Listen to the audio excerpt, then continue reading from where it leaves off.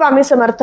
स्वामी कृपा ज्योतिष मध्ये मी भास्कराचार्य मंजुषा जोशी आपलं हार्दिक स्वागत करते। आज आपण समजून घेत आहोत वृषभ राशीच्या जातकांना गुरुदेवांचं महापरिवर्तन घडतंय 18 ऑक्टोबर ते 3 डिसेंबर पर्यंत। मग या कालावधीमध्ये गुरुदेव तुम्हाला कोणती शुभ फळे प्राप्त करून देतील, गुरुग्रह कशा पद्धतीने आपल्या जीवनामध्ये शुभ परिणाम प्राप्त करून देत असतात याबद्दलची सुद्धा माहिती समजून घेत आहोत। गुरुग्रहाची माहिती समजून घेताना ग्रहमंडळातील बृहस्पती म्हणजेच देवांचे गुरुदेव म्हणून ओळखले जाणारे गुरु महाराज यांच्याबद्दल माहिती समजून घेऊयात आणि त्याचबरोबर गुरुदेवांचे कोणते फळ तुमच्या वृषभ राशीच्या जातकांना प्राप्त होणार आहे तेही समजून घेऊयात। स्थितीमध्ये गुरुदेव तुमच्या राशी पत्रिकेत धनस्थानातनं गोचर करतायत, मिथुन राशीतनं गोचर करतायत, धन वृद्धी करून देणं किंवा धनासंदर्भात अधिक काळजी चिंता प्राप्त करून देणं असे शुभ अशुभ परिणाम प्राप्त होत असतील। कुटुंबामध्ये वाढ होणं अर्थात कुटुंबामध्ये एखादा सदस्य ऍड होणं असे शुभ संकेत आणत असतील।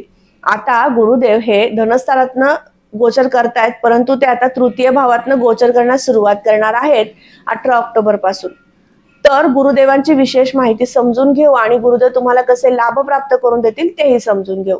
गुरुदेवांची माहिती घेताना सर्वात प्रथम सांगून इच्छिते, गुरुदेव हे ज्ञानाचे कारक म्हणून ओळखले जातात। त्याचबरोबर गुरुदेव हे देवांचे गुरु म्हणून ओळखले जातात। बृहस्पती यांना म्हटलं जातं गुरुदेवांची उपासना केल्यानंतर तुमच्या जीवनामध्ये ज्ञान आणि सत्ता प्राप्त होत असते असे शुभफळ सर्वात प्रथम गुरुदेव देत असतात, प्रत्येक जातकाला देत असतात। गुरुदेव हे तृतीय भावात गेल्यानंतर त्या ठिकाणचं फळ सुद्धा अधिकाधिक तुम्हाला प्राप्त करून देत असतात। का?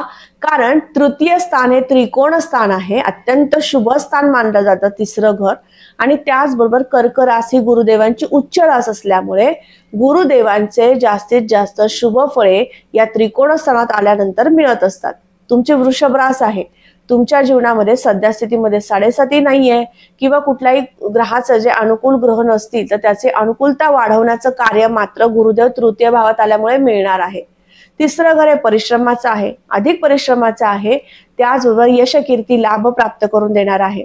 तिसऱ्या घरामध्ये गुरुदेव जेव्हा जातात त्यावेळेस तृतीय स्थानाचे बळ वाढवतात, तृतीय स्थानाची फळे वाढवून देतात, म्हणजेच तुम्हाला तुमच्या भावंडांचं सौख्य प्राप्त करून देणं, मित्रमंडळींचं सौख्य प्राप्त करून देणं, संपत्तीसाठी साठवणूक करण्याची बुद्धी प्राप्त करून देणं असे सुद्धा फळ देतात। कारण तृतीय स्थानातील गुरुदेव हे परिश्रमी बनवतात, त्यामुळे परिश्रमाचं योग्य ते फळ आणि त्या माध्यमातून प्रसिद्धी कीर्ती प्राप्त करून देऊन जो तुम्ही संपत्ती प्राप्त केलेली आहे त्या संपत्तीचं योग्य ठिकाणी गुंतवणूक हे सुद्धा चांगले संकेत आणतात। तर त्या ठिकाणी जेव्हा गुरुदेव जातात त्यावेळेस तुम्ही कुठलेही कार्य मनापासून करता, त्या कार्यासाठी तुम्ही तन मन धन लावून त्या ठिकाणी उपस्थित राहून ते कार्य करता, त्यामुळे ते सिद्धीला जातं आणि त्यातनं तुम्हाला नामांकन प्राप्त होत असतं। तुमच्या जीवनामध्ये नाव कमवण्याची जी संधी म्हणू आपण ती आता या ठिकाणी प्राप्त होत असते। गुरुदेवांच्या प्रमुख 3 दृष्ट्या आहेत, त्यातील प्रथम दृष्टी जी आहे पंचम दृष्टी ती येत आहे सप्तम स्थानावर। 7वं घर हे जोडदाराचं सुखाचं आहे, प्रणयाचं आहे। तर तुमच्या जोडदाराकडनं तुम्हाला जास्तीत जास्त सपोर्ट मिळणं, प्रत्येक कार्यामध्ये यशदायी सपोर्ट प्राप्त होणं आणि त्या माध्यमातून तुम्ही यशस्वी होणं असे चांगले शुभ संकेत येतील। याचबरोबर गुरुदेवांची सप्तमावर जेव्हा दृष्टी येते त्यावेळेस तुमच्या जीवनामध्ये एखादी कोर्ट केस सुरू आहे, त्या माध्यमातून तुम्ही त्रस्त झाला आहात, तर गुरुदेवांची ही दृष्टी अतिशय शुभ ठरू शकते। त्या कामातून तुम्हाला सुयश निर्माण करून देण्यासाठी, त्या अडचणीतनं तुम्हाला बाहेर काढण्यासाठी गुरुदेवांची ही दृष्टी अतिशय शुभ म्हणता येईल। या कालावधीमध्ये नक्कीच तुम्ही त्या कोर्ट केससाठी विशेष लक्ष द्या, त्या माध्यमातून तुम्हाला त्यातनं बाहेर पडण्यासाठी मदत मिळू शकते। यासाठी विशेष उपासना करायची आहे, कोणती ते व्हिडिओच्या शेवटी समजून घेऊयात। याच बरोबर सप्तम स्थानावरनं आपण पाहतो तो पार्टनरशिप मधील बिझनेस। आता या दरम्यान गुरुदेवांची जेव्हा दृष्टी येते त्यावेळेस तुम्ही केमिकल क्षेत्रामध्ये काम करताय, पार्टनरशिप मधील एखादा बिझनेस सुरू केलेला आहे, त्याचबरोबर उष्ण पदार्थासंदर्भातील बिझनेस आहे, हॉटेल व्यवसाय आहे, कला क्षेत्रातील व्यवसाय आहे, तर अशा वर्गाला सांगू इच्छिते गुरुदेवांची शुभदृष्टी या ठिकाणी येते, त्यामुळे नक्कीच तुमचा व्यवसाय तुम्ही पुढे घेऊन जाऊ शकता, तो डेव्हलप करू शकता। त्या व्यवसायाला मोठं करण्यासाठी काही मीटिंग्स प्लॅन करायच्यात, अनेक लोकांच्या भेटीगाठी घ्यायच्यात, नक्की घ्या। या दरम्यान केलेलं कार्यामध्ये यश संपादन होऊ शकतं। याचबरोबर गुरुदेवांची सप्तम दृष्टी जी येते ती भाग्यस्थानावर, भाग्य आणि शुभ संकेत आपण या ठिकाणावरनं पाहतो। तुमच्या जीवनामध्ये भाग्योदय घडेल का, माझ्या जीवनामध्ये काहीतरी चांगलं होईल का, असा जो वर्ग विचारत असतो ना, त्यांना सांगू इच्छिते, गुरुदेवांची दृष्टी आता भाग्यावर येते. नक्कीच तुमच्या जीवनामध्ये शुभ संकेताची रेलचेल झालेली दिसून येणार आहे. तुम्ही जे काही कार्य करताय, काम करताय, त्या कामामध्ये यश संपादन झालेलं दिसून येणार आहे. कारण आणखीन एक सांगू इच्छिते, या ठिकाणी मकर रास येते भाग्यस्थानामध्ये. त्यामुळे भाग्यस्थान तुमचं थोडंसं अशुभ असतं, शनी महाराजांच्या कृपा छत्र छायेखाली असतं. त्यामुळे तुम्हाला वारंवार कुठलेही काम करताना संघर्ष हा प्रकर्षाने असतो.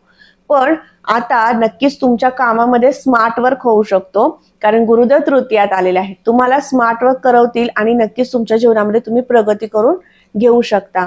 शुभ संकेत असे येतील की तुम्ही जे काही कार्य हाती घेतलं होतं, काही काळासाठी ते मागे पडले, त्याकडे तुमचं दुर्लक्ष झालंय.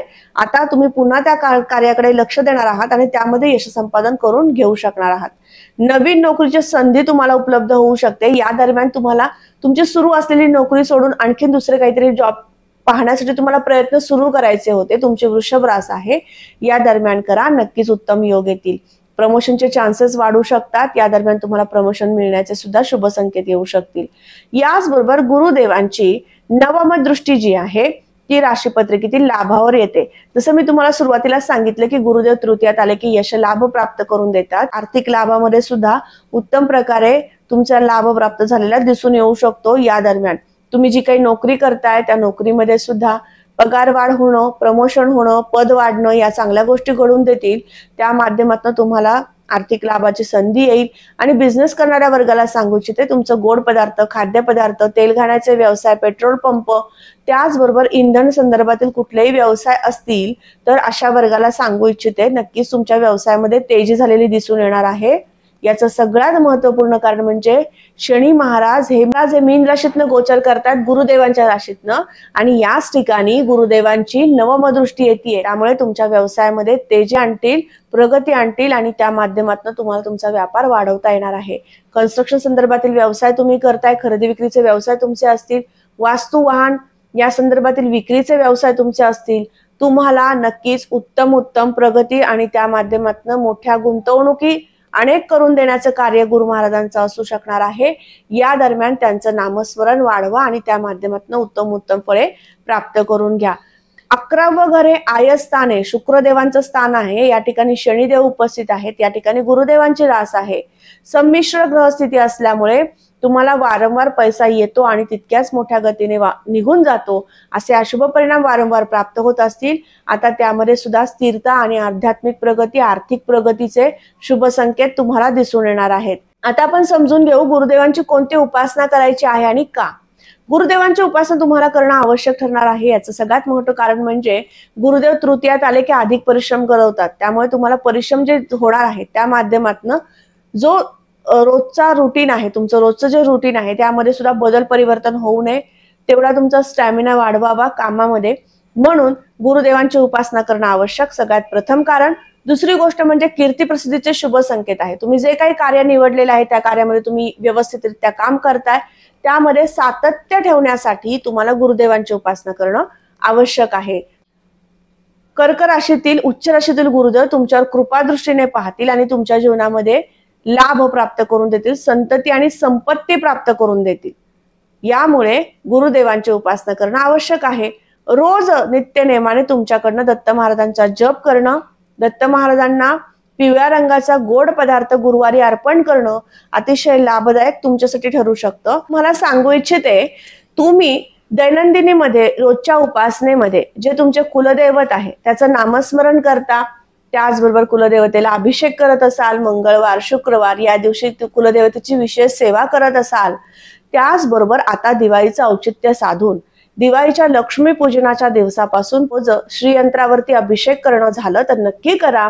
त्या माध्यमातून सुद्धा तुम्हाला आधा स्वरूपात होऊ शकेल.